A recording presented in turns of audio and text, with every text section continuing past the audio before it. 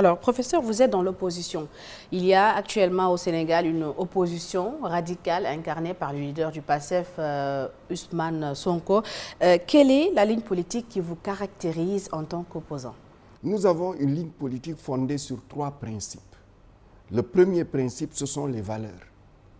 Il y a un constat général au Sénégal que les valeurs sont en train de se déliter. Nous sommes en train de perdre ce que les anciens nous ont légué. Nous sommes en train de perdre ce que la religion musulmane et chrétienne nous ont légué de bonnes valeurs. Nous sommes en train de perdre ce que l'éducation, la formation aurait dû donner à la jeunesse. Notre deuxième principe, c'est la connaissance et la compétence. Nous sommes au siècle de l'économie de la connaissance. Nous considérons que dans ce pays qui a produit de grands hommes religieux, mais essentiellement des hommes de connaissance, comme El Hadj Omar Foutiyou Tall, comme El Hadj Malick Sy, comme Cheikh Ahmadou Bamba Mbacké, comme El Hadj Ibrahima Niass et bien d'autres, la connaissance et la compétence n'ont plus la valeur qu'elles devraient avoir. Enfin, la troisième chose, c'est la paix.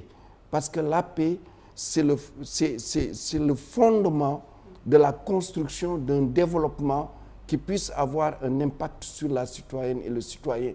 Ce sont ces 3 principes qui fondent notre action et qui fondent aussi notre ligne de conduite au niveau de l'opposition. Très bien. Et vous vous positionnez à quel niveau? Vous êtes opposant, électron libre plutôt, qui pense comme il veut, ou vous voulez être un opposant radical, carrément à l'extrême? Non, l'extrémisme n'a jamais payé. Vous le savez bien. Que l'extrémisme soit de gauche, soit de droite, ça n'a jamais payé dans aucun pays. Nous sommes des opposants avec ces 3 principes et nous travaillons avec tous ceux qui respectent ces principes. Parce qu'il nous faut transformer ce pays, transformer les mentalités qui ont malheureusement changé en général dans un sens qui n'est pas bon pour le pays. Il nous faut amener les Sénégalais à la promotion de la connaissance et de la compétence. Et il faut rétablir ce que le Sénégalais a toujours été quand on dit terre de teranga, quand on dit terre de jom, de kersa, de fulla et de faïda. Il faut rétablir cela et on ne peut pas le rétablir dans un climat où on destitue les institutions, où on décrédibilise les institutions, où aussi la violence devient la règle générale. Nous sommes pour que la violence s'estompe, en même temps pour que la démocratie soit respectée et que les droits des citoyennes et des citoyens soient respectés. Très bien. Professeur, quels sont vos rapports avec le reste de l'opposition? On vous voit pratiquement jamais vous exposer avec cette opposition qu'on peut qualifier de majorité. On ne vous voit pas dans les manifestations ni dans les conférences de presse. Quels sont vos rapports?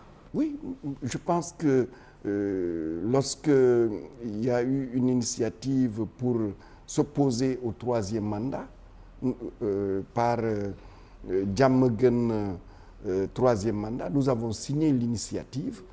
Mais nous ne sommes pas dans des démarches qui peuvent générer de la violence. Nous pensons que le pays en a assez de la violence, comme le pays en a assez des privations de liberté.